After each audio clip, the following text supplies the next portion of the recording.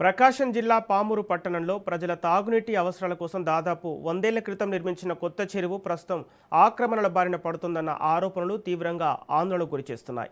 1920లో Venkatagiri రాజావారి estate పరిధిలో ప్రజల అవసరాల కోసం కేటాయించిన ఈ చెరువు భూమిలో కొందరు అక్రమ నిర్మాణాలకు పాల్పడుతున్నారని స్థానికులు ఆరోపిస్తున్నారు. విషయం తెలుసుకున్న సిపిఐ నాయకులు ప్రజలతో కలిసి చెరువు వద్దకు చేరుకొని అధికారులను అప్రమత్తం చేశారు.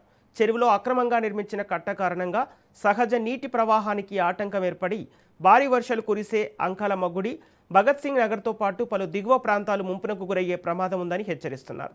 వెంటనే ఇరిగేషన్ శాఖ చెరువు FTL బఫర్ జోన్లను గుర్తించి శాశ్వత హద్దులు ఏర్పాటు చేయాలని, రెవెన్యూ, పంచాయతీ, ఇరిగేషన్ శాఖల సమన్వయంతో ఆక్రమణలు తొలగించి ప్రజల ప్రాణ ఆస్తులను కాపాడాలని స్థానికులు ప్రభుత్వాన్ని కోరుతున్నారు.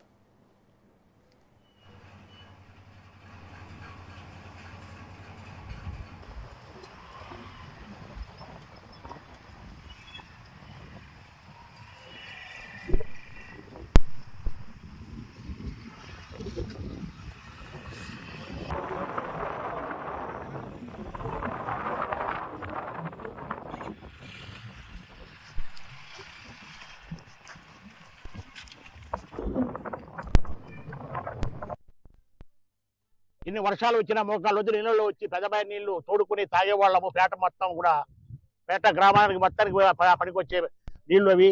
అలాంటి చెరువును ఈ రోజు దాదాపుగా 85 ఎకరాలు ఉన్నటువంటి ఈ ట్యాంక్ని, కొత్త చెరువు నీటి ట్యాంక్ని ఈ యొక్క 2 కట్టలుగా విభజించి కొంతమంది రియల్ ఎస్టేట్ వ్యాపారాలు చేయడం కోసం కట్టడాలు కట్టి దీన్ని డబ్బులు సంపాదించడం కోసం ఈ కట్టడం అనేది కట్ట అనేది వేశారు. ఈ కట్ట అనేది తొలగించాలి. గ్రామ ప్రజలకి ఇందాక మనం ఏంటంటే ఎండాకాలం నీటి ఎద్దడి ఎంత ఉండదో మనకు తెలుసు. ఈ ట్యాంకులో నీళ్లు ఉంటేనే ఈ పక్క అంకల్వ స్ట్రీట్ కావచ్చు, లేకపోతే తూర్పు వీధి కావచ్చు, ఈ పక్క అంతా కూడా గ్రౌండ్ వాటర్ ఉంటుంది.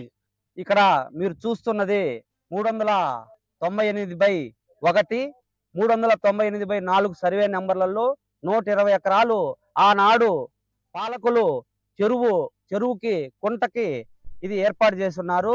అయితే కొంతమందికి పట్టాల రూపంలో ఓన్లీ నీళ్లు లేని, వర్షాలు లేకుండా నీరు ఎండిపోయిన టైంలో రైతులకి పొలం సాగు చేసుకొని పంట పండించుకొని కుటుంబ పోషణ కోసమే ఆనాడు దీన్ని కేటాయించడం జరిగింది. 35 ఎకరాలు నీటి కుంటగానే ఎప్పుడు ఉండే విధంగా చేయటం జరిగింది.